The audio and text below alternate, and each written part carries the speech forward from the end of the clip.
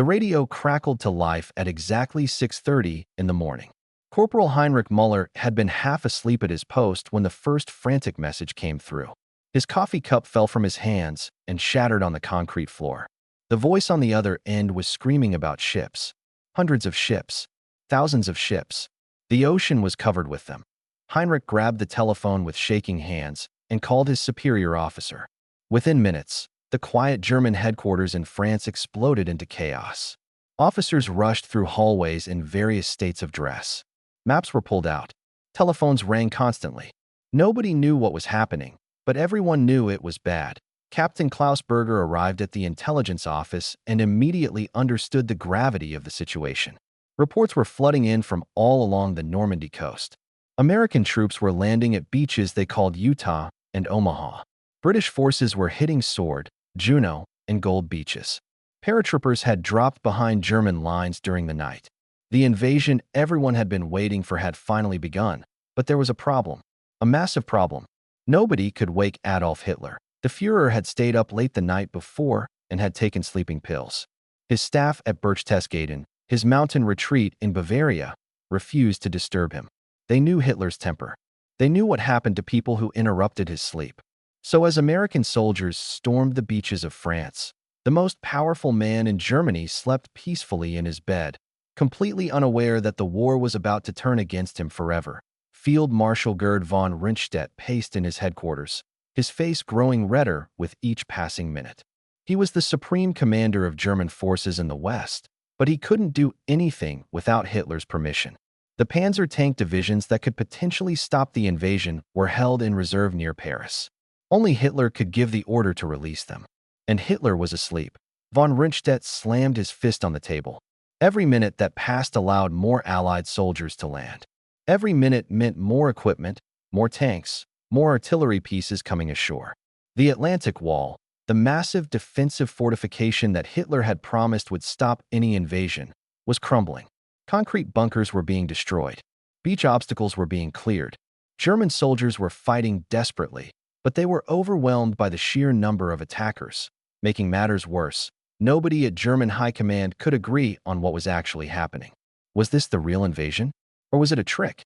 For months, German intelligence had been convinced the main Allied attack would come at Calais, where France was closest to England. Hitler himself believed this completely. He had positioned his strongest forces there, waiting for an invasion that would never come. The Allies had fooled them perfectly. They had created fake armies in England with inflatable tanks and dummy equipment. They had broadcast false radio messages. They had used double agents to feed German spies false information. And it had worked. Even as real Allied soldiers fought and died on Normandy beaches, many German officers still believed the main invasion was yet to come at Calais. General Erich Marx had been celebrating his birthday when the invasion began. He was one of the few commanders who immediately understood what was happening.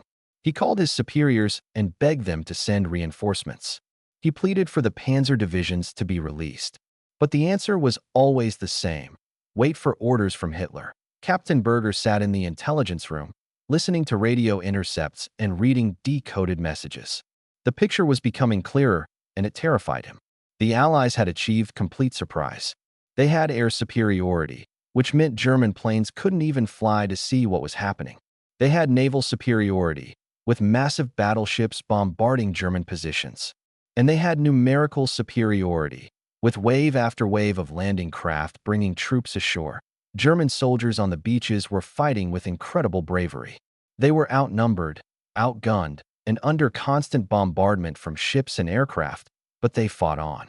At Omaha Beach, American troops faced withering fire and suffered terrible casualties. The water turned red with blood. Bodies floated in the surf. For a few hours, it looked like the Americans might be stopped there, but the Americans kept coming. They climbed the bluffs. They knocked out German positions.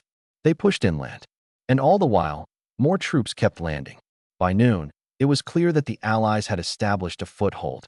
The question was no longer if they would stay, but how far they would advance. At 10 a.m., Hitler finally woke up. His officers briefed him on the situation, but he dismissed their concerns. He was convinced this was a diversion. The real invasion, he insisted, would come at Calais. He refused to authorize the release of the panzer divisions. His generals argued with him, but Hitler was unmovable. He had made up his mind, and nothing would change it. Field Marshal Erwin Rommel, one of Germany's most respected commanders, was not even in France when the invasion began. He had gone back to Germany to celebrate his wife's birthday, convinced the weather was too bad for an invasion. When he received the news, he immediately raced back toward Normandy, but it would take him hours to arrive at AS. The day wore on. The situation grew worse. Communication lines were cut. Entire units were out of contact. German reserves were scattered and couldn't coordinate their response. The rigid command structure that required Hitler's approval for everything had paralyzed the German military at the moment it needed to act most decisively. Captain Berger looked at the maps spread across his desk. Red marks showed Allied landing points. Blue arrows showed their advance inland. He had studied military history at university before the war. He knew what this meant. The Allies were here to stay. The war in the West had entered a new phase, and Germany was already losing it. Outside, he could hear officers shouting orders. Telephones rang endlessly. Messengers ran through hallways. But beneath all the activity, Berger sensed something else. Fear. For the first time since the war began, German officers were afraid. The myth of invincibility had been shattered. America had brought its full power to bear, and nothing Germany did seemed able to stop it. As darkness fell on June 6, 1944, over 150,000 Allied troops were ashore in France. The largest invasion in human history had succeeded, and the German High Command, paralyzed by confusion, rigid hierarchy, and Hitler's stubbornness, had failed to stop it. The catastrophe was only beginning. The morning sun rose over Berchtesgaden, but inside Hitler's mountain retreat, the atmosphere was anything but peaceful. The Führer sat at his breakfast table, listening to reports from Normandy with growing irritation. His generals stood around him, waiting for orders that would not come. General Alfred Jodl, chief of operations, carefully explained the situation. The Allies had landed with overwhelming force. They had established beachheads along an 80-kilometer stretch of coastline. American forces were pushing inland from Utah and Omaha beaches. British and Canadian troops were advancing from their landing sites. Thousands of paratroopers controlled key bridges and crossroads behind German lines. Hitler waved his hand dismissively. This was exactly what the Allies wanted him to think. The real invasion would come at Calais. He was certain of it. These Normandy landings were a clever trick, nothing more. If he moved his forces from Calais to Normandy, the Allies would launch their main attack where he had weakened his defenses. He would not fall for such an obvious trap. General Wilhelm Keitel nodded in agreement with everything Hitler said. He always did. Other officers in the room exchanged glances, but said nothing. Arguing with Hitler was dangerous. Officers who disagreed too strongly found themselves removed from command or worse. Meanwhile, in France, Field Marshal von Rundstedt was losing his patience. 6 hours had passed since the first landings. 6 critical hours. The panzer divisions still sat in reserve, waiting for permission to move. Von Rundstedt had the authority to command forces in France, but he did not have the authority to move these specific units. Only Hitler could give that order.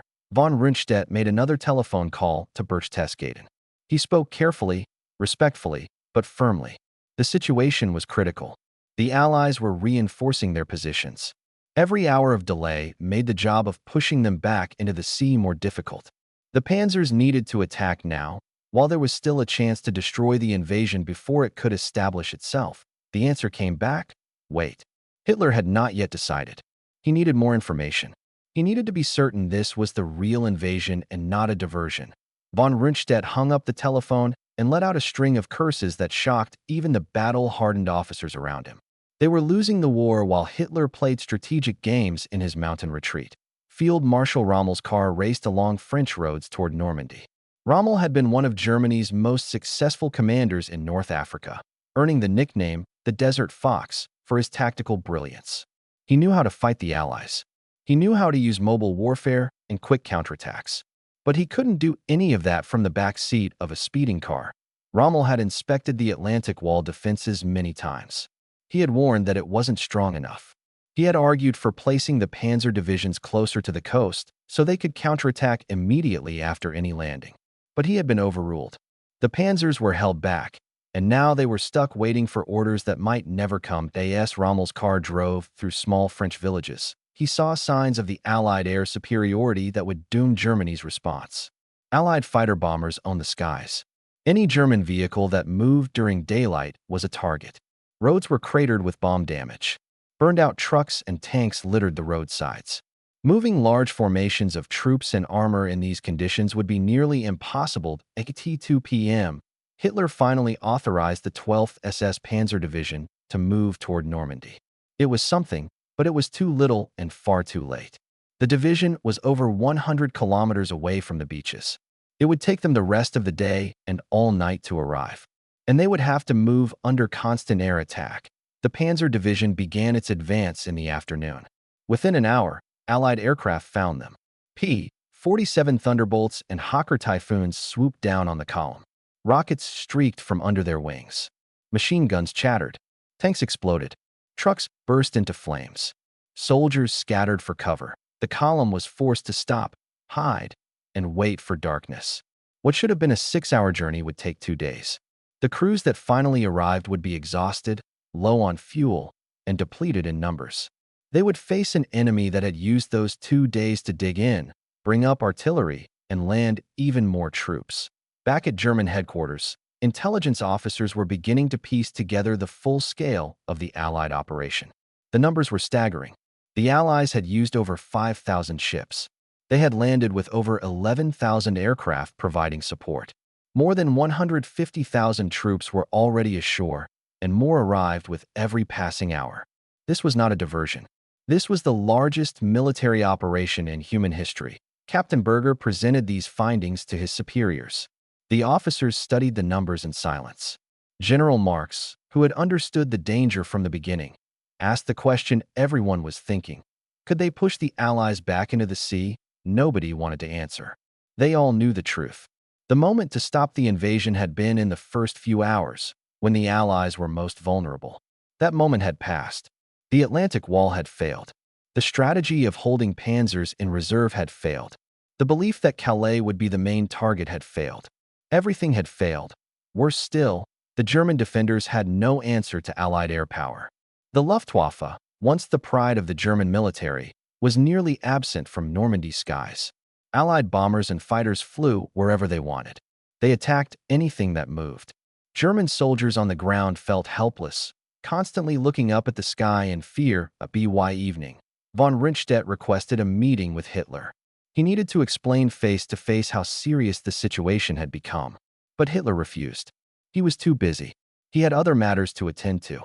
The generals in France would have to handle the situation with the forces they had. Rommel finally reached his headquarters late in the evening. He immediately called for reports from all sectors. What he heard confirmed his worst fears. The Atlantic Wall had been breached at multiple points. German units were fighting bravely, but were being pushed back. Allied naval guns were devastating German positions. Artillery support from ships offshore could reach far inland, supporting the advancing troops. Rommel sat down heavily in his chair. He had fought in France in 1940 when Germany had conquered the country in just 6 weeks. That had been a different war, a different Germany. Now Germany was fighting on multiple fronts. Resources were stretched thin. The best troops and equipment were in Russia. What remained in France was not enough to stop a determined Allied assault backed by overwhelming material superiority. That night, as German commanders tried to organize a response, Allied troops expanded their beachheads. Engineers built temporary harbors. Supply ships began unloading equipment. Tank units assembled and prepared to advance. The invasion had succeeded, and everyone except Hitler seemed to understand what that meant for Germany's future. The telephone on Colonel Hans Spiedel's desk would not stop ringing.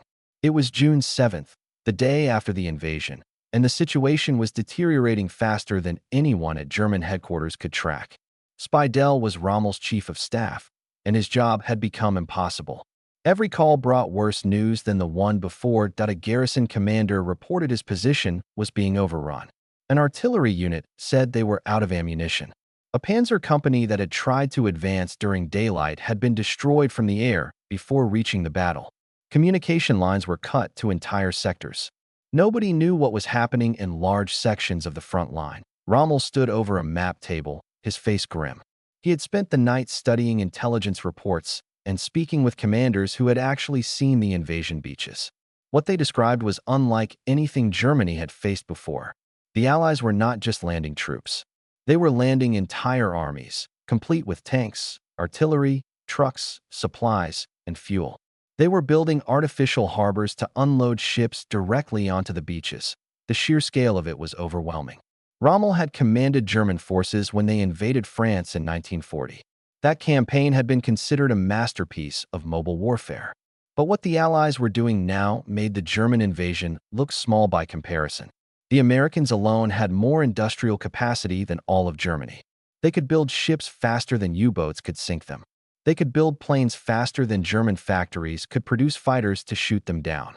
They could replace losses while Germany could not.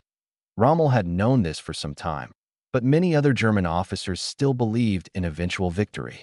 They believed in Hitler's promises of wonder weapons that would turn the tide. They believed the Atlantic Wall would hold. They believed German fighting spirit would overcome material disadvantages. Rommel knew better. He had fought the British in North Africa and lost, not because German soldiers weren't brave, but because they were outnumbered, outgunned, and eventually overwhelmed. Now that same pattern was repeating in France, only worse.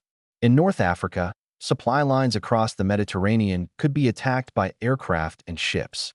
In France, the Allies had complete control of the English Channel. They could bring over whatever they needed, whenever they needed it. And there was nothing Germany could do to stop them. At WWII midday on June 7th, Allied forces had linked up several of their beachheads. Utah Beach connected with Omaha. The British and Canadian beaches merged into one continuous front. Over 250,000 Allied troops were now in France, and the number grew by the hour. They were expanding their territory inland, capturing villages and towns, securing crossroads and bridges. German counterattacks were attempted, but failed repeatedly. Units that tried to advance in daylight were spotted by Allied aircraft within minutes. Rockets and bombs rained down. Columns were scattered. Officers were killed. Tanks were destroyed before they could even see the enemy they were supposed to fight. General Leo Gare von Schweppenberg commanded the panzer forces in France. He argued for a flexible defense. Let the Allies advance, then hit them from the sides with mobile tank forces. Use Germany's expertise in armored warfare to offset the Allied advantages in numbers and air power. It was sound tactical thinking based on years of successful operations in Russia and Africa. Hitler rejected the plan completely. He wanted every meter of French soil defended. He wanted no retreats. He wanted counterattacks that would push the Allies back into the sea. It didn't matter that such attacks were impossible with the forces available. It didn't matter that they would result in massive casualties for no gain. Hitler had ordered it, and therefore it would be done. Officers who had been in the German military for decades found themselves in an impossible position. They had taken oaths of loyalty to Hitler. They were German patriots who loved their country. But they could see the war was being lost due to incompetent leadership from the very top. Every military instinct told them Germany needed to negotiate a peace settlement before everything was destroyed. But suggesting such a thing was treason. Some officers had begun having quiet conversations in secure locations. They spoke carefully, testing each other to see who might be sympathetic to removing Hitler from power. These conversations were dangerous. The Gestapo, Hitler's secret police, was everywhere. One wrong word to the wrong person could result in arrest, torture, and execution. Colonel Klaus von Stauffenberg was one of those having quiet conversations. He had been severely wounded in North Africa, losing his left eye, his right hand, and 2 fingers on his left hand. Despite his injuries, he remained in service, working at headquarters in Germany. The D-Day invasion had convinced him that action could no longer be delayed. If Hitler remained in power, Germany would be completely destroyed. Millions more would die. German cities would be reduced to rubble. Stauffenberg and others began planning what would become known as the July 20th plot. They would kill Hitler and negotiate peace with the Western Allies. It was desperate and dangerous, but they saw no other option. The war could not be won. The only question was how much destruction would occur before it ended. Back in Normandy, German soldiers fought on with remarkable courage despite the hopeless situation. They knew they were outnumbered. They knew they had no air support. They knew reinforcements were not coming. But they were professional soldiers, and they did their duty. In hedgerows and villages, They made the Allies pay for every meter of ground at Omaha Beach, where Americans had suffered the worst casualties during the landing. German defenders had held on longer than anywhere else. Even after being bypassed and surrounded, some positions continued fighting. When they finally ran out of ammunition, they surrendered with the knowledge they had done everything possible. But individual courage could not overcome strategic catastrophe. The Allied invasion had succeeded. The Atlantic Wall had failed. The German High Command's response had been too slow, too confused, and too restricted by Hitler's refusal to face reality. As June 7th ended, Rommel wrote in his diary that the war in the West was lost. The only question now was how long it would take for Germany to admit it. Outside his headquarters, Rommel could hear artillery fire in the distance. The Americans were advancing. More Allied troops were landing every hour. And in Germany, Hitler was still convinced the real invasion would come at Calais. The disconnect between the reality on the ground and the fantasy at the top of the German command structure was complete. It was a recipe for disaster, and everyone except Hitler could see it. The meeting room at Hitler's headquarters was thick with tension. It was June 10th, for days after the invasion, and the news from France grew worse with each passing hour. Maps covered every wall, marked with red symbols showing Allied advances. Blue pins representing German units seemed to disappear from the map faster than they could be replaced. Hitler stood at the head of the table, his face flushed with anger. He refused to accept what his generals were telling him. The Allies could still be thrown back into the sea. German troops just needed to fight harder. The Luftwaffe needed to attack more aggressively. The Kriegsmarine submarines needed to sink more supply ships. Failure was not an option. Retreat was not acceptable. Field Marshal Rommel had traveled back to Germany for this meeting. He spoke bluntly, more bluntly than most officers dared. The Atlantic Wall had failed. Allied air superiority made daylight movement impossible. The panzer divisions that finally reached the front had suffered 50% casualties just getting there. Counterattacks were being crushed before they could develop. The Allies were not just holding their beachhead, they were expanding it. Hitler interrupted Rommel repeatedly. These were excuses. German soldiers had conquered France in 1940. They had smashed Poland in weeks. They had driven deep into Russia. Now suddenly, they could not defeat an enemy landing on a beach. It was impossible. The problem was not the situation.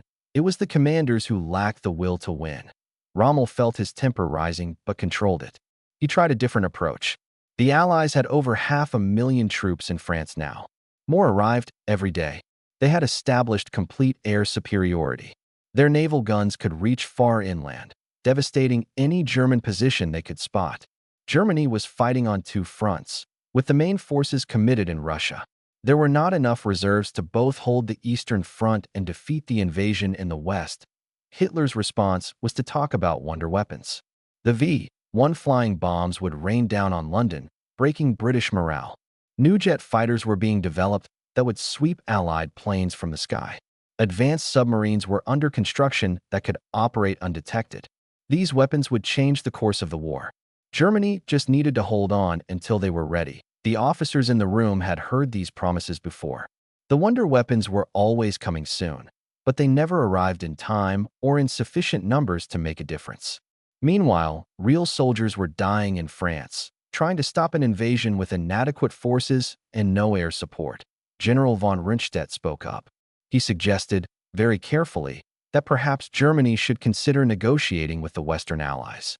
Not surrender, but a separate peace.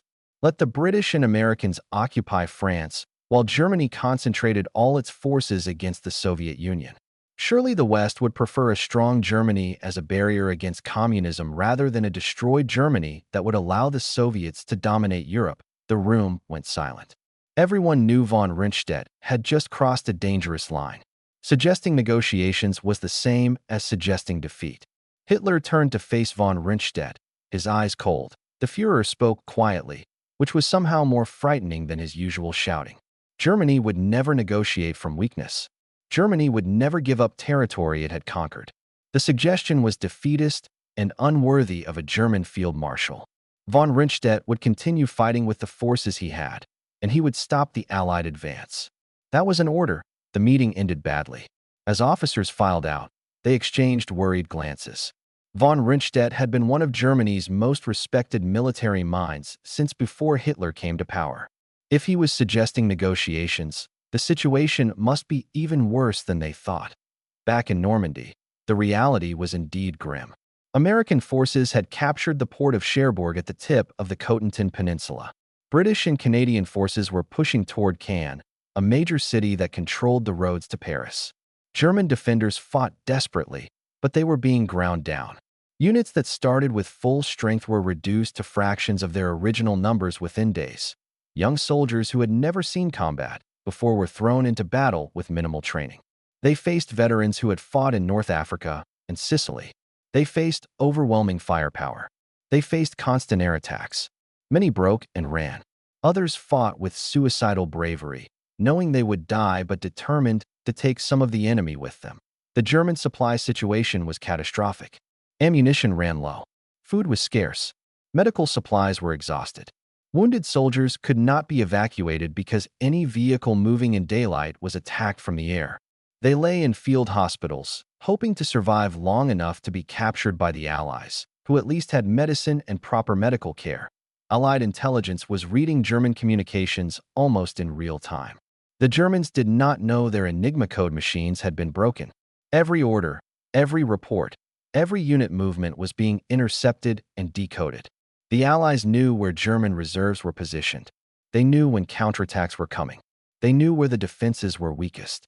It was like playing chess when your opponent could see your pieces, but you could not see his. Captain Berger, still working in intelligence, was beginning to understand just how completely Germany had been outmaneuvered. The Allies had deceived German intelligence before the invasion. They were dominating the battlefield during the invasion, and they were intercepting German communications after the invasion.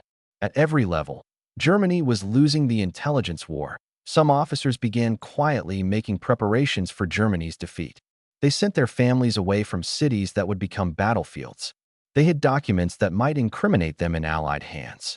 They made contact with resistance groups, not to betray Germany, but to prepare for a post-Hitler future. Colonel von Stauffenberg accelerated his preparations for the assassination attempt. He had access to Hitler's headquarters. He had explosives. He had co-conspirators in key positions. The plan was set for July 20th. Kill Hitler, blame it on the SS, and immediately contact the Western Allies to negotiate a peace treaty. It was desperate, probably doomed to fail, but they had to try. Meanwhile, Hitler continued to issue orders that bore no relation to battlefield reality. He ordered units that no longer existed to attack. He forbade retreats from positions that had already been abandoned. He demanded victories from commanders who lacked the forces to achieve them. The gap between Hitler's bunker and the actual war grew wider every day. By mid-June, the Allies had landed over 1 million troops in France. They controlled a section of coastline over 100 kilometers wide and up to 40 kilometers deep. They were building up forces for a breakout that would liberate all of France. And there was nothing Germany could do to stop them. 3 weeks had passed since D-Day, and Field Marshal Rommel sat alone in his office, writing a letter he knew he might never send. Outside, the sounds of distant artillery reminded him that the front line was drawing closer. The Allied advance was slow but unstoppable. German forces fought and bled and died, but they could not win. They could only delay the inevitable. Rommel had spent his entire adult life as a soldier. He had fought in World War I as a young lieutenant. He had led panzer divisions to stunning victories in France and North Africa. He was respected by enemies and allies alike as one of the finest military minds of his generation. And now he was preparing to do something that went against every instinct he had developed over decades of service. He was preparing to act against his own government. The letter was to his wife. In careful language, he explained that the war was lost. Germany could not defeat the combined might of America, Britain, and the Soviet Union. Continuing to fight would only result in more destruction, more deaths, more suffering. The only honorable path forward was to remove Hitler from power and negotiate a peace settlement before Germany was completely destroyed. Rommel was not alone in these thoughts. Throughout the German military, officers were reaching similar conclusions. Some, like Rommel, were motivated by patriotism. They wanted to save Germany from total destruction. Others were motivated by guilt over the crimes committed in Hitler's name. They had seen or heard about the concentration camps, the mass killings, the brutal occupation policies. They knew Germany would have to answer for these crimes, and they wanted to separate the German people from the Nazi regime before it was too late. In France, the situation continued to deteriorate. The Allies had broken out of the Normandy beachhead in several places. American forces were advancing toward Brittany and toward Paris. British and Canadian forces were pushing southeast. German units were being surrounded and destroyed. Entire divisions simply ceased to exist, their men killed, captured, or scattered. Hitler's response was to relieve Field Marshal von Rundstedt of command. Von Rundstedt had been too pessimistic, too defeatist, too willing to suggest tactical withdrawals instead of fighting to the last man. He was replaced with Field Marshal Gunther von Kluge, who arrived in France confident he could succeed where von Rundstedt had failed. Von Kluge lasted 3 days before he understood the truth.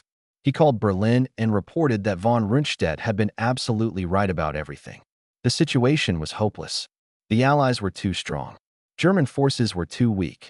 Air superiority made coordinated operations impossible. Supply lines were being constantly attacked. There was no chance of pushing the Allies back into the sea. Hitler's response was predictable. Von Kluge was ordered to attack. Every available unit was to be thrown into a massive counteroffensive that would cut through the Allied lines and reach the coast, splitting the invasion force in two. It did not matter that such an attack was impossible. It did not matter that it would result in catastrophic losses for no gain. Hitler had ordered it, so it would be attempted. The attack, known as Operation Luttich, was launched on August 7th near the town of Mortain. It was a disaster. Allied intelligence had intercepted the German plans, so the attack came as no surprise. Allied fighter bombers caught the German columns in the open and destroyed them. The attack was stopped within hours. Von Kluge called Berlin to report the failure and was immediately suspected of disloyalty. While the fighting raged in France, Colonel von Stauffenberg executed his plan in Germany. On July 20th, he placed a bomb in a briefcase next to Hitler during a meeting at the Wolfslair headquarters. The bomb exploded, killing several officers. But Hitler survived with minor injuries. The plot had failed. The conspirators were rounded up within hours. Many were executed immediately. Others were tortured for information before being killed. Rommel was implicated in the plot. He was given a choice: face a public trial that would humiliate his family, or commit suicide and be given a state funeral as a hero. Rommel chose suicide, taking poison on October 14, 1944. Hitler announced that Rommel had died of his wounds from an earlier air attack. The failure of the July 20th plot ended any chance of a separate peace with the Western Allies. Hitler's paranoia increased. The SS gained more power. Anyone suspected of defeatist thinking was arrested. The military became even more subservient to Nazi ideology. Germany would fight to the last man, the last bullet, the last city. In France, the end came quickly after the failure of Operation Luttich. The Allies trapped large German forces in the Falaise pocket and destroyed them. Paris was liberated on August 25th. By September, Allied forces had freed all of France and were approaching the German border. The campaign that Hitler had sworn would throw the Allies back into the sea had instead resulted in the loss of France and the destruction of much of the German army in the west. Captain Berger survived the Normandy campaign. He was transferred to a headquarters in Germany as the front line collapsed. He spent his days processing reports of retreating units, diminishing supplies, and mounting casualties. He no longer believed the propaganda about final victory. He no longer believed the promises of wonder weapons. He just wanted the war to end before everything was destroyed. Looking back, Berger could see clearly where everything had gone wrong. The failure to take the Allied invasion seriously in the first hours. The delay in moving the panzer reserves. Hitler's obsession with Calais when the real invasion was at Normandy. The rigid command structure that prevented flexible response. The loss of air superiority that made mobile warfare impossible. The underestimation of Allied industrial capacity and determination. But most of all, it was Hitler himself. His refusal to accept reality. His demand for impossible victories. His distrust of professional military advice. His willingness to sacrifice everything for ideological goals. Hitler had promised to make Germany great, and instead he had doomed it to destruction. The war would continue for another 9 months after the fall of France. Millions more would die. German cities would be bombed into rubble. The Holocaust would continue until Allied troops liberated the camps. The Red Army would advance from the east while the Americans and British advanced from the west. Hitler would commit suicide in a bunker in Berlin as Soviet troops closed in. But the war was really decided on June 6, 1944, on the beaches of Normandy. In those first crucial hours, when the German high command panicked and paralyzed, when Hitler slept while soldiers died, when confusion and rigid hierarchy prevented effective response, the outcome was sealed. The Allies would win. Germany would lose. It was only a matter of time and how much more destruction would occur before the inevitable end.